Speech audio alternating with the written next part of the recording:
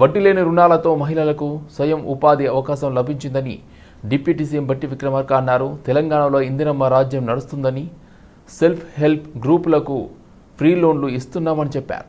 స్వయం సహాయక గ్రూపులకు 20,000 కోట్లకు పైగా లోన్లు ఇస్తున్నట్లు చెప్పారు. హైదరాబాద్ తాజ్ డెక్కన్ హోటల్లో నిర్వహించిన స్త్రీ సమ్మిట్ 2.0 కార్యక్రమానికి ముఖ్య అతిథిగా హాజరయ్యారు బట్టి.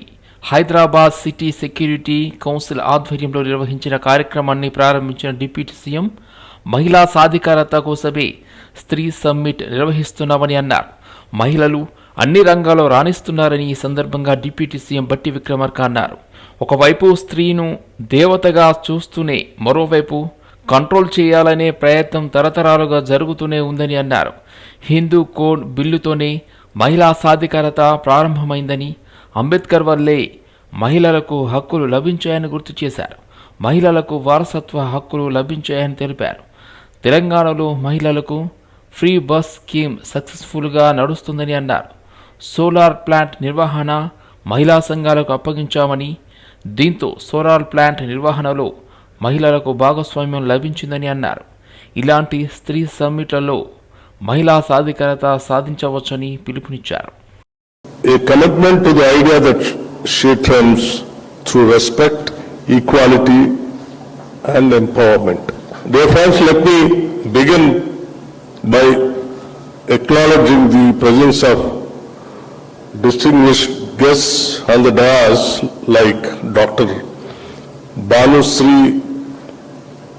Velpandian, Senior Specialist, Governance, Research and Law Division, Niti Aayog. Sri C.V. Anand Garu, IPS, Director General and Commissioner of Police, Hyderabad and Chairman of SCSC, and Sri Shekhar Reddy Garu, National Vice Chairman of CIS, Indian Green Building Council and Secretary General of HCSC. And to everyone here who believes that a safe, equal and empowered society is not a dream, but a destination we must all walk towards together. Stree Summit, it is more for empowerment. As Shekhar Reddy Garu has already enunciated, the HCHC is a wonderful forum for government departments, especially the police department. This is a forum which brings private sector and government, especially the police, onto a platform.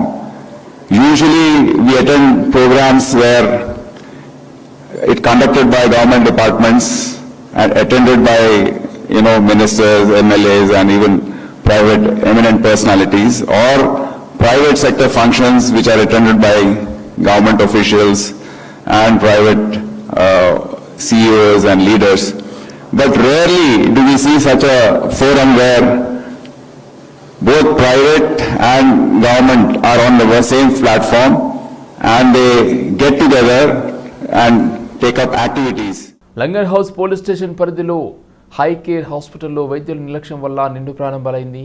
Karwan బాంచావాడిలో ఉండే ఎల్లయ్య ఆయాసంగా ఉందని langar house high care హాస్పిటల్కు checkup కోసం వచ్చాడు. వైద్యులు ECG చేసిన పిమ్మట ఎలాంటి ప్రమాదం లేదని, 24 గంటలు అబ్జర్వేషన్లో పెట్టాలని కుటుంబ సభ్యులకు తెలిపారు. కాసేపు గడిచాక వ్యక్తి ఆరోగ్యం మరింత క్షీణించగా తమ వద్ద కార్డియో స్పెషలిస్ట్ లేరని వెంటనే తీసుకుని పోవాలని బంధువులను కోరారు. అంతలోనే సదరు వ్యక్తి మృతి చెందడంతో హాస్పిటల్ ఎదుట పెద్ద ఎత్తున మృతుడి బంధువులు చేరుకుని ధర్నా నిర్వహించారు.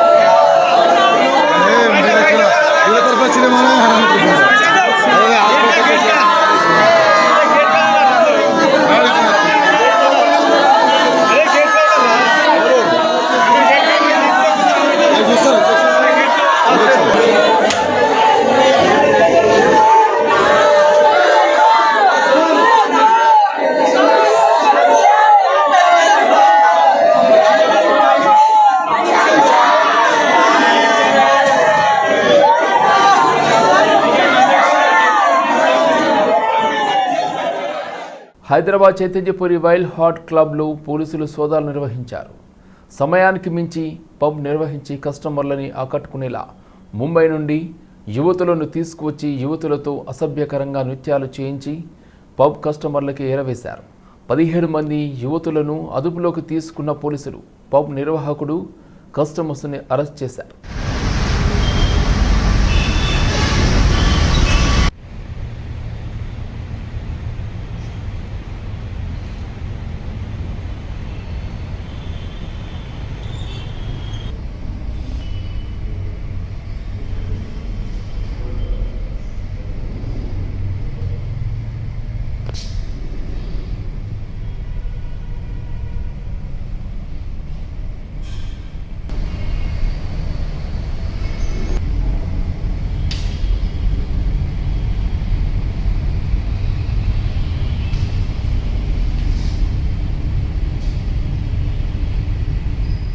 అరవై 65 ఏళ్ల వృద్ధురాలిని చంపి ఒంటరిగా ఉంటున్న కమలను ఉరివేసి హత్య చేసి మృతదేహంపై డ్యాన్సులు చేసిన సెల్ఫీ వీడియోని యువకుడు తన మిత్రులందరికీ షేర్ చేశాడు. కమలాదేవికి చెందిన షాపులో రెంటుకు ఉంటున్న యువకుడు అద్దె విషయంలో యువకుడిని మందలించిన వృద్ధురాలు కమలాదేవి మందలించడంతో కక్ష పెంచుకున్న యువకుడు 11వ తేదీన వృద్ధురాలిని చంపి తాళం వేసి పారిపోయాడు. యువకుడు ఇంట్లోంచి దుర్వాసన రావడంతో పోలీసులకు సమాచారం ఇచ్చారు స్థానికులు.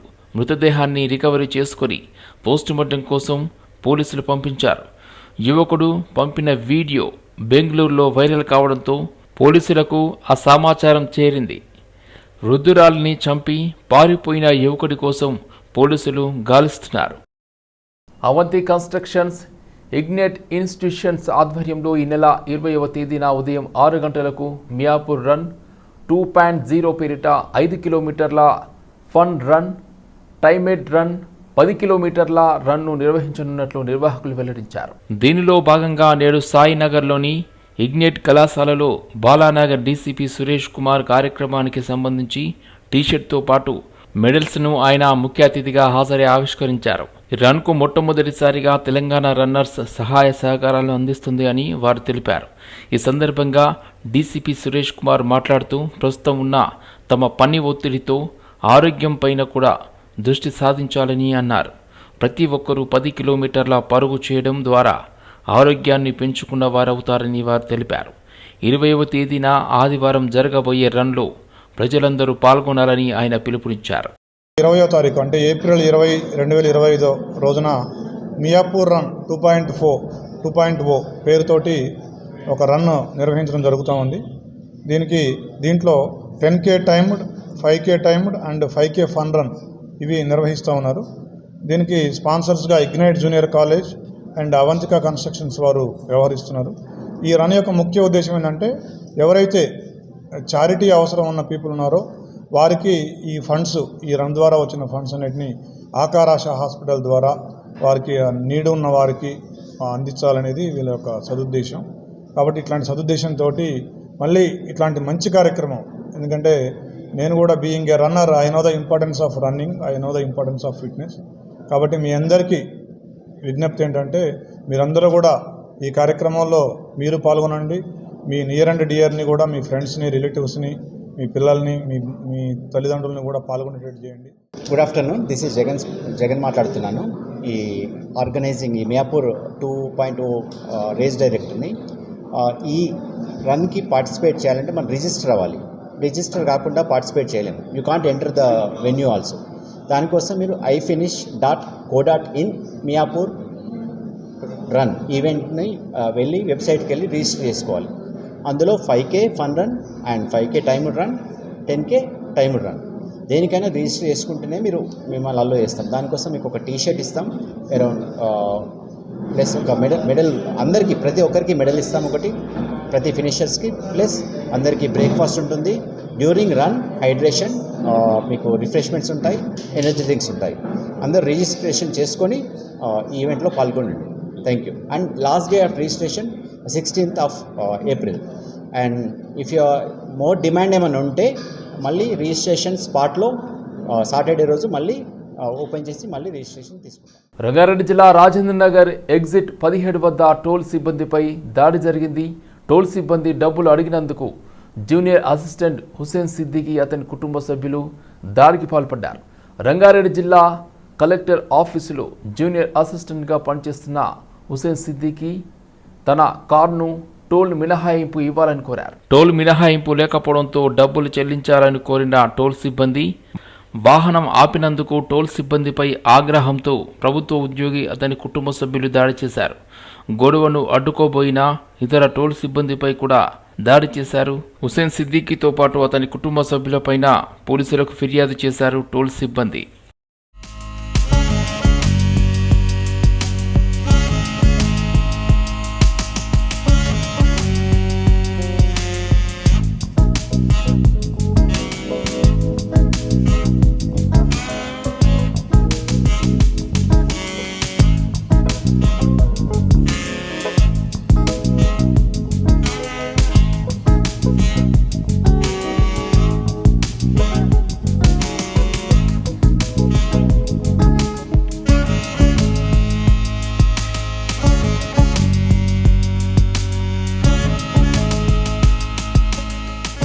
హైదరాబాద్లో వాతావరణం ఒక్కసారిగా మారిపోయింది. ఉదయం నుండి ఎండ దంచుకొట్టగా మధ్యాహ్నానికి ఆకాశం చల్లబడింది. నిమిషాల్లోనే వాతావరణం మేఘావృతమైంది. ఈ క్రమంలో పలు ప్రాంతాల్లో భారీ వర్షం కురుస్తుంది. Banjara Hills, Jubilee Hills, Yousufguda, Ameerpet, Khairatabad, Panjagutta, Somajiguda, SR Nagar, Erramanzil, అదేవిధంగా తదితర ప్రాంతాల్లో ఈదురు గాళ్లతో కూడిన వాన పడుతుంది.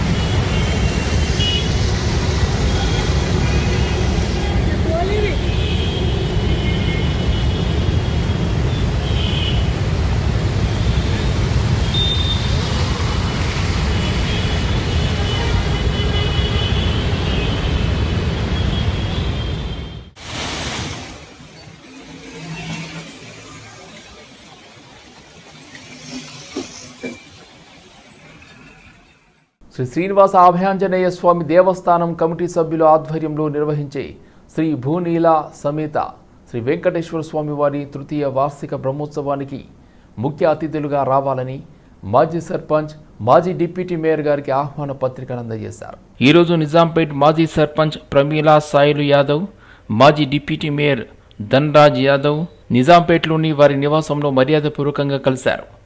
17వ తారీఖు నుండి 21వ తేదీ వరకు నిజాంపేట్ శ్రీనివాస నగర్ కాలనీలో మాజీ కార్పొరేటర్ రాఘవేంద్రరావు శ్రీ శ్రీనివాస అభయాంజనేయ స్వామి దేవస్థానం కమిటీ సభ్యుల ఆధ్వర్యంలో జరగనున్న శ్రీ వెంకటేశ్వర స్వామి వారి తృతీయ వార్షిక బ్రహ్మోత్సవానికి ముఖ్య అతిథులుగా రావాలని ఆహ్వానించారు.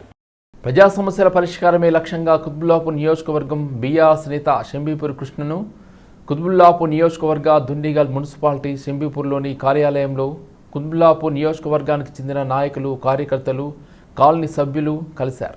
ఈ సందర్భంగా వారి ప్రాంతాల్లో నెలకొన్న సమస్యలు పరిష్కరించాలని ప్రజలు విన్నవించారు.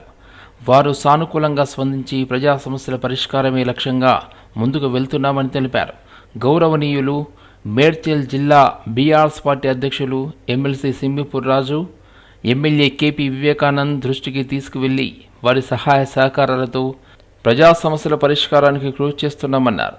అదేవిధంగా పలు శుభకార్యాల వేడుకల్లో పాల్గొనాలని ఆహ్వాన పత్రికను అందజేశారు. కోనోకార్పస్ మొక్కలపై సరైన అవగాహన లేకుండా తీసివేయాలంటూ చాలామంది మాట్లాడుతున్నారని, ఇది ఎంతమాత్రం సరికాదని సిసిఎంబి మాజీ డైరెక్టర్ డాక్టర్ మోహన్ రావు అన్నారు. ఈ మొక్కల వల్ల ప్రకృతికి నష్టం లేకపోగా మేలు జరిగే విషయాలు అధికంగా ఉన్నాయని శాస్త్రవేత్తల పరిశోధనలో తేలిందని ఆయన అన్నారు. సోమాజిగూడ ప్రెస్ క్లబ్లో ఏర్పాటు చేసిన విలేకరుల సమావేశంలో వారు మాట్లాడారు. రాజకీయ నేతలకు సైతం దీనిపై అవగాహన లేదన్నారు. ఎవరు నరికేయాలనుకున్నారో దాని మీద రాజకీయం కానీ స్వార్థ ప్రయోజనాలు కానీ ఏమున్నాయో వాటి గురించి నాకు ఏమాత్రం తెలియదు. వాటి గురించి నేను వినను కూడా వినలేదు. శాస్త్ర ప్రకారం only science point of view మాత్రమే మాట్లాడితే, సైన్స్ గురించి మాట్లాడుకుంటే ప్రకృతిలో ఉన్న ఏది కూడా చెడ్డది కాదు. ఏ చెట్టు కూడా బ్యాడ్ చెట్టు, ఏ జంతువు కూడా చెడ్డ జంతువు కాదు. మనం ఏ అవసరానికి వాడుతున్నామో దాన్ని బట్టి ఉంటుంది. ఇప్పుడు చెప్పినట్టు కొన్ని కారణాలు చెప్పారు. ఆ చెట్టు వేర్లోకి వెళ్తుంది, నీళ్ళలోకి వెళ్తుంది, అండర్ గ్రౌండ్ చాలా డీప్గా వెళ్తుంది కాబట్టి పైపులకు డ్యామేజ్ చేయవచ్చు, గోడలకు డ్యామేజ్ చేయవచ్చు అని. ఇది ప్రతి చెట్టు చేస్తుంది. మర్రి చెట్టు కానీ వేప చెట్టు కానీ ఏ చెట్టు అయినా ఇది చేస్తుంది. కాబట్టి అది ప్రత్యేకంగా దీనికి ప్రాబ్లం ఏమీ కాదు. మేము శాస్త్రవేత్తలం ఏదైనా విషయం గురించి ఆలోచించాలంటే యూట్యూబ్, వాట్సాప్లోకి వెళ్ళాం. మేము కంప్యూటర్లో డేటాబేస్లోకి సెర్చ్ చేసుకుంటాం. పబ్మెడ్ అని పబ్లిక్ మెడికల్ ఇన్ఫర్మేషన్ సిస్టమ్స్ అని ఉంటాయి, వాటిలో సెర్చ్ చేసుకుంటాం. వాటిలో నేను సెర్చ్ చేసినప్పుడు ఈ వృక్షం గురించి ఏముంది అని చూస్తే ఈ వృక్షంలో చాలా బెనిఫిట్స్ ఉన్నాయని చెప్పి వచ్చింది. బెనిఫిట్స్ ఏంటంటే ఒకటేమన్నారంటే ఈ ఆకులు ఏ జంతువులు కూడా తినవు కాబట్టి చెడ్డది అని చెప్పి తీసాం. కానీ ఒక పేపర్ పబ్లిష్ అయింది గోట్ ఫోరేజ్ అని. అంటే ఈ ఆకులను కట్ చేసి మేకలకి ఇవ్వడం జరిగింది. మేకలకి ఆహారంగా ఇవ్వడం జరిగింది. 25% వాటిని యాడ్ చేసి ఇవ్వచ్చు. అవి మేకలు తిన్నప్పుడు వాటి పాల ప్రొడక్షన్ 20% పెరిగింది. పాల ప్రొడక్షన్ 20% పెరగడం కాక కొలెస్ట్రాల్ ఫ్యాట్ రేషియో బెటర్ అయింది. ఓకే, ఈ పేపర్ 2023 జనవరిలో పబ్లిష్ అయింది.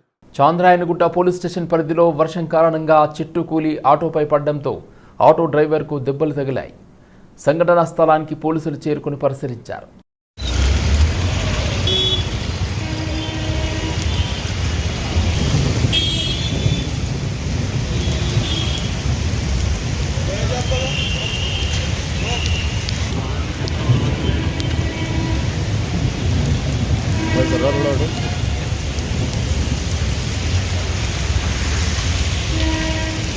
भाई थोड़ा हटो जी, थोड़ा अरे इधर आ जाओ भैया, थोड़ा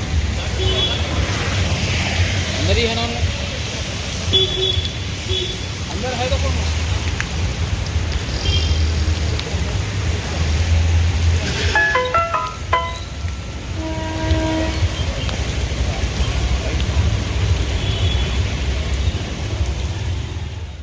పటాన్చెరు నియోజకవర్గంలోని ఎమ్మెల్యే క్యాంపు కార్యాలయంలో కళ్యాణలక్ష్మి షాదీ ముబారక్ చెక్కులు పంపిణీ చేశారు ఎమ్మెల్యే గూడెం మహిపాల్ రెడ్డి. ఈ సందర్భంగా ఎమ్మెల్యే మాట్లాడుతూ పథకాలు నేడు నిరుపేదలకు వరంగా మారాయని అన్నారు. నియోజకవర్గ పరిధిలోని వివిధ గ్రామాలు, పట్టణాలు, డివిజన్ల పరిధిలోని 272 మంది లబ్ధిదారులకు కళ్యాణలక్ష్మి షాదీ ముబారక్ పథకాల ద్వారా మంజూరైన 2,72,00,000 రూపాయల విలువైన చెక్కులను ఎమ్మెల్యే గూడెం మహిపాల్ రెడ్డి పంపిణీ చేశారు. అర్హులైన ప్రతి ఒక్కరికి సంక్షేమ పథకాలు అందజేస్తున్నామని తెలిపారు. దళారుల ప్రమేయం లేకుండా నేరుగా లబ్ధిదారులకు పంపిణీ చేస్తున్నామని తెలిపారు. షాదీ ముబారక్ చెక్స్ పంపిణీ కార్యక్రమంలో స్థానిక నియోజకవర్గ స్థాయి నాయకులు, ఎంఆర్ఓలు, వారి సిబ్బంది, లబ్ధిదారులు, పత్రికా సోదరులకు అందరికీ పేరు పేరున ధన్యవాదాలు తెలియజేస్తా ఉన్నాం. ఈరోజు పటాన్చెరు మండలము 70 చెక్స్ ఉన్నాయి. రామచంద్రాపురం 2, అమీన్పూర్ 48, గుమ్మడిదాల 12, జిన్నారం 40. అన్న కొద్దిగా సైడ్ జరగండి, అన్న కొద్దిగా వెనుక జరగండి. జిన్నారం 40. మొత్తము ఈరోజు 272 మందికి ₹1,00,000 పైచిలుకు చెక్కులు మీకు అందివ్వడం జరుగుతూ ఉన్నది. మీ కూతురు పెళ్లికి అందజేయవలసినటువంటి ఒక ప్రభుత్వం తరఫున మీకు చెక్కులు అందివ్వడం జరుగుతూ ఉన్నది. 2,72,00,000 పైచీలకు ఈరోజు డబ్బులు ఒక నియోజకవర్గానికి ఈరోజు చెక్ల రూపంగా మీ అందరికీ అందించడం జరుగుతూ ఉన్నది. పూర్తి స్థాయిలో ఈ చెక్కులు తీసుకొని మీరు సద్వినియోగం చేసుకోవాలని చెప్పి మనవి చేస్తా ఉన్నా.